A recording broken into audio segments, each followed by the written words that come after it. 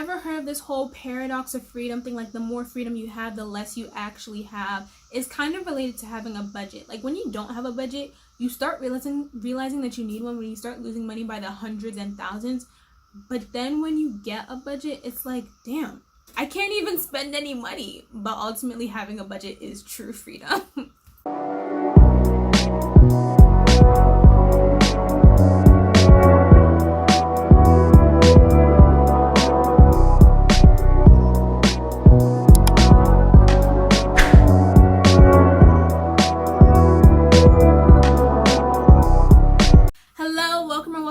Channel. My name is Urayy, but I also go by Chimp. So if you're new here, I talk about being young and becoming financially free. If you're returning, hey guys, I hope you all are doing well on your journey to reclaiming your childhood and your freedom through financial literacy. Today I will be talking about my experience with budgets and how difficult it is to have a budget.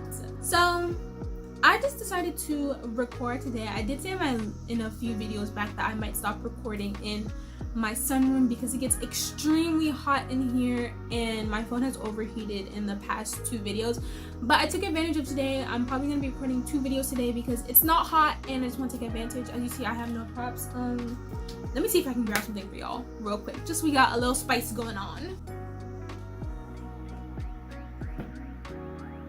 Isn't she cute? Isn't she bad? For those of y'all that have seen this video right here, go ahead and watch it if you haven't.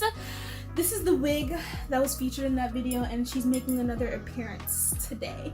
But let's go ahead and get into this video. Normally when I'm recording my videos, I have notes, and this one is not really, I don't have any notes for this video because as I was on my floor in my room at night about to go to sleep one day and I was transferring the money from my account to pay for my credit card, I realized that I'm broke. Now, my friends that have known me since high school know that I say I'm broke when I don't have any spending money, as you should. If you have money in your savings account, you don't have money. If you have money in your investments, you don't have any money.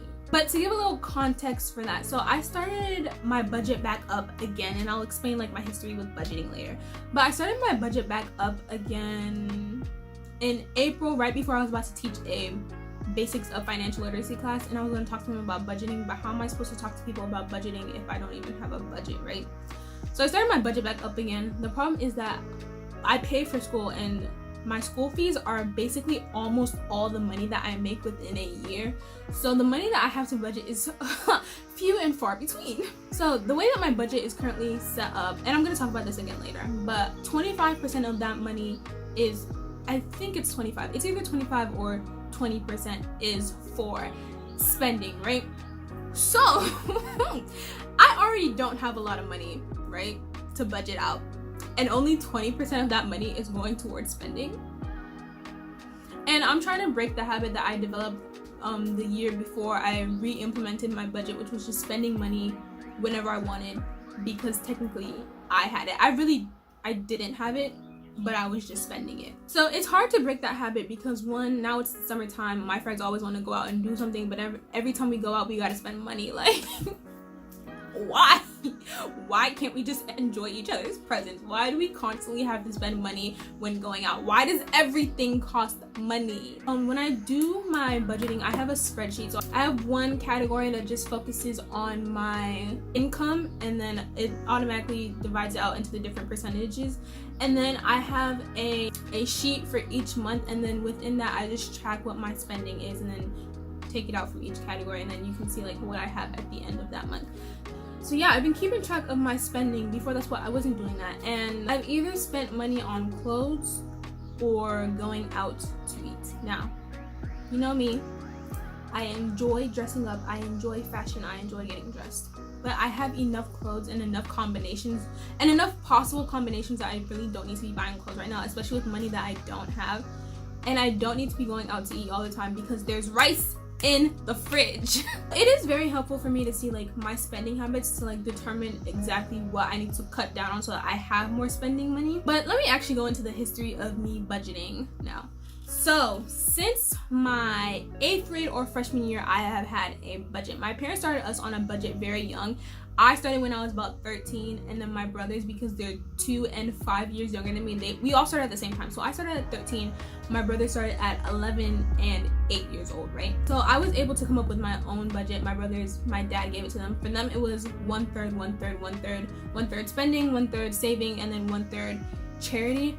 For me, I did 40, 40, 10, 10. So I did 40 spending, 40 saving, 10 tithes, and 10 charity, which is together 20% charity, honestly. So because I had started this back in the 8th grade, I really wasn't spending that money back in the 8th grade, 9th grade, like at all. So it was very easy for me to automatically divide my money, because before in like middle school, whenever I would get money, I literally would just go to 7-Eleven and buy something to eat. Like, it really wasn't that deep. So because I had started this habit of budgeting out my money from a very young age, 13 years old, it was very easy for me throughout high school to just automatically budget out my money. As soon, like literally immediately that I got anything, I went to my little app. I had it in the notes app. I didn't have a spreadsheet back then.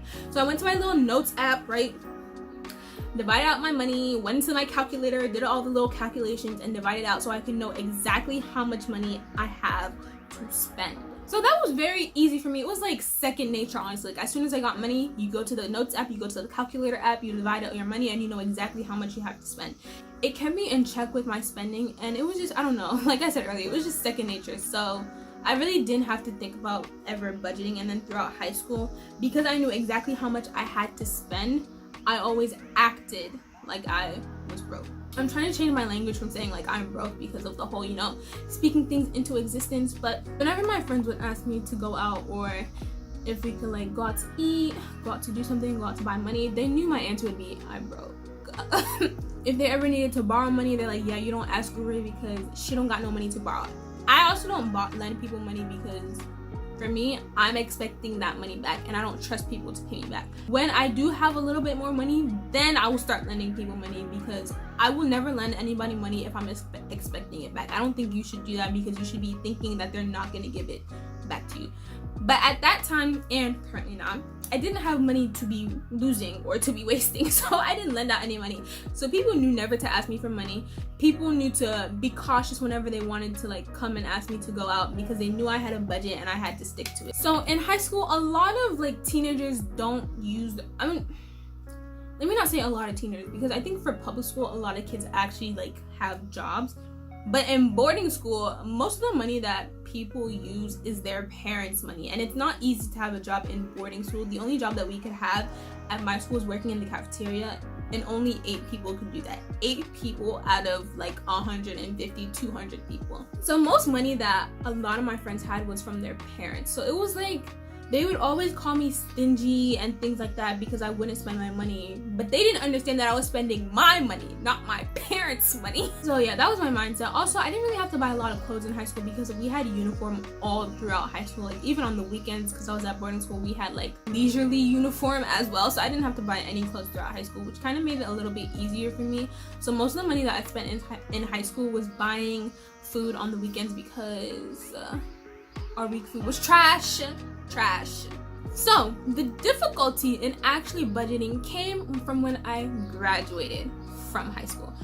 I think I talked about this in my financial literacy, my financial freedom journey video. Y'all know I always link up on videos. Go ahead and just watch all of them.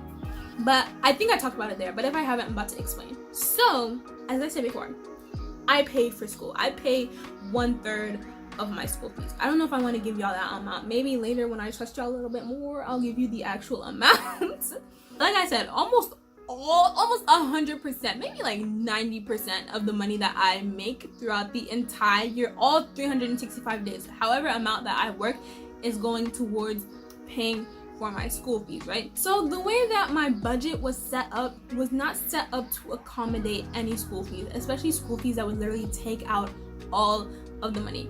So when I had graduated, I worked for my mom's during the summers. It's been like this all throughout high school. So I started working towards making money to pay for school in the summer. June of 2020 is when my budget started to break down. As in, no, not even break down. Completely destroyed, annihilated. It was not there. I didn't have a budget from June of 2020 to April of 2021. And I briefly brought it up to my parents. I was like really worried. I was like, okay, guys, like I have to pay for school, so how exactly is this budget going to work? But we never like followed up and actually discussed it. So my budget broke down. Now, the money I had saved up was about $2,000. That was like the savings money, right? It was about $2,000. I'm not sure if I had any spending money. If I did, it was probably somewhere between $100 to $200. And then the other category was just like tithes and charity.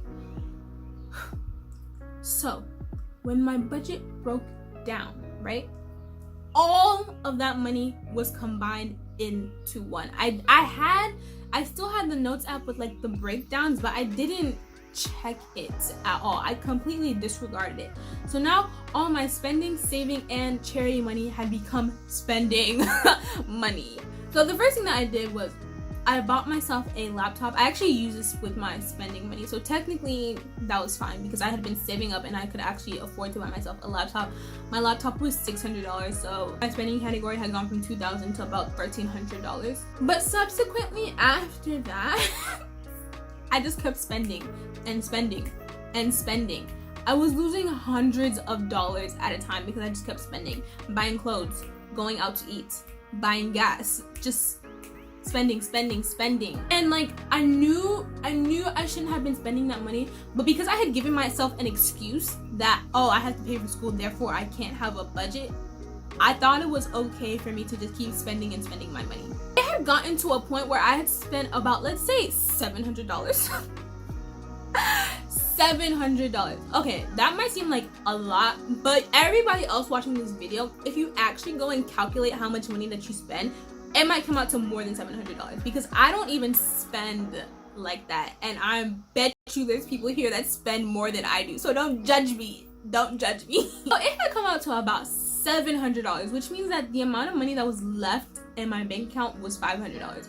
When it had gotten to, I think it was about $600, $500. So when it had gotten to that $600, $500 range, I started to panic because I was like, if I keep going the way that I'm going now, I am not gonna have any money within the next 3 to 4 months. And I think this was around, I don't know, there was a point where I transferred like all of that money into my Robinhood account. Now wait, I do not suggest doing that, especially if you're a very like tempted person, you don't have a lot of self-control. You might just go ahead and invest all of that money.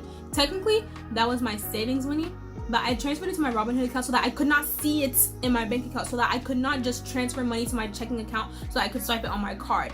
I think I had only left about $100 or $200 in there so that I could spend money, which was wrong because technically I had spent all my spending money, but I still needed to go and buy things. So when it reached about $500, I think it was, I transferred $500 and then I left $100 in my account. I transferred it to my Robinhood account, so I could not see the money. I didn't invest it or anything because I'm very frugal with my investing. I didn't invest it, I didn't spend it, it was just sitting there, right? So now I had only had $100 in my bank account, which forced me to be disciplined with my spending. So I had this money in there since I transferred it. If I can actually find the day, I'll put it up, the date that I transferred it, but that money is still in there. I haven't transferred it back even though I got a budget. So it made my spending go down significantly, which I'm very happy about because I honestly would have absolutely no money right now if I kept going the way that I was going. So in April, when I was teaching the class, I was like, okay, urayy, we need a budget. You can't be talking to other people about budgeting when you don't have a budget yourself. Like, that's hypocritical, and we don't do that around here. I formulated my current budget. So my current budget is, let me see if I can remember this. 25% spending, 25% saving, 25% investments, 75%, 15% charity, 90%, and then 10% for starting to pay off my student loans, 100%. Originally, I didn't have the student loans in there. I think it was 30 for savings, 30 for spending, and then 25 for investments originally, and then I took 5 and 5 out of spending and savings and then took that towards my student loan. Honestly, this budget might adjust because I think my student loan category should be higher, but I'm not taking out of my spending, or I'm not taking anything out of my savings or my investments, and I don't want to take out of my spending, so I'm like, and I can't take out of my charity. It's either it goes up or stays the same. It's not going down. So I'm like very hesitant about like increasing my student loan category, but it probably will change eventually. Maybe when I start getting more money, I will adjust it because I'll have more income coming in. So that is currently what my budget is looking like. Now, the only money I have gotten so far was from my birthday and from my Maryland refund check. The federal government is taking Uncle Sam, Mr. Biden. They're taking a little bit too long to give me my federal refund. Pick up the pace.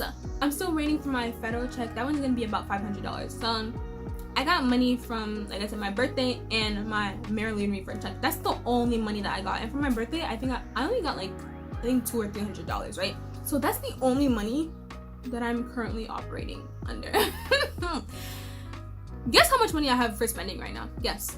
Just guess. I only have $65 left. And I'm supposed to be going out today. And then I'm also supposed to be hanging out with another friend next week. And summer doesn't end for another 2 months. So that's the predicament that I'm in right now. I have $65 left to spend and 2 months of summer left. I am struggling. It is so difficult, and the hard part about it is breaking my budgeting habit for an entire year and then trying to get back onto it. It is so difficult. Like, you remember how I said in high school, whenever I would get money, I would automatically budget it out? Now I take my time to budget it out, which is like the habit that I formed because I don't want to see my spending money go down. But I have to be disciplined because I know if I don't do that, then I'm just gonna fall back into spending the money that I have. I have $65 for spending. For everything else, for savings and investing, was the same amount. I have a let's just say it's over $100, right? For my charity money right now, it's $75. I think before it was about $120. And then for my student loan payments, I think that's about like 80. I think that's about $80 or $90 right now. So that's the difficulty that I'm having right now, is that I literally have $65 to spend, and gas is expensive. Gas is expensive. So all my money, the next time I have to fill up my gas tank, my money's gone. I will literally have no money to spend. That is where I'm at right now. And I don't want to say I'm broke because I'm really trying to change like my wording around my money, but this is what Pastor Mike Todd says. I am temporarily out of usable funds. That's where I'm at. And when I was in high school, I never let my spending category go below $100. If it ever like reached about $100, I would stop spending. But the thing with that is, any money that I would get in, I was able to budget. Now any money that I get in goes towards paying for school, and then any money after that is what I budget out. So guys, please, if you just want to Cash App me any money, I'll drop my Cash App in the description box if you want to help a girl out, because $65. 65, that is what I'm operating with. 65. And the next time I get gas, well, good luck, Charlie. So that's all I have for this video. If you guys are going through a similar struggle in terms of budgeting, whether you just don't have a lot of income coming in, or if you're in the same situation as me where you have to budget, or even if you have bills to pay, like, oh, I also want to add that once my car and everything is fixed, I'm going to start paying for insurance. My parents are going to pay for it, but I'm going to ask them if I can pay for a percentage because it is my car. I need to start taking some responsibility for that. So yeah, I'm gonna have, I hope not, I like rebuke it, but by the end of the summer, if I don't get any other money, zero. So pray for me. Cash at me, Venmo me, Zelle, anything that you would like to do to help a girl out, because your girl is struggling. But that's all I have for you for this video. Internally self-destructing. If you liked it, go ahead and comment down below any budgeting things that you guys are struggling with. Go ahead and comment down below, and any other videos that you would like to see me do. Go ahead and share this with anybody. I think you guys, if you were to share any video, I think you guys should share this video, because I'm being very transparent about like my struggles with budgeting. And I think it would help other people to see that, yeah, you can budget, but budgeting is not easy, and you have to have some type of self-discipline for it. So go ahead and share this video with any and everybody, adult, kid, teenager, in college, out of college, professional, non-professional. Share this with anybody, because I think everybody can benefit from this video. But I will talk to you guys later, and like I always say, remember to ask why. Bye.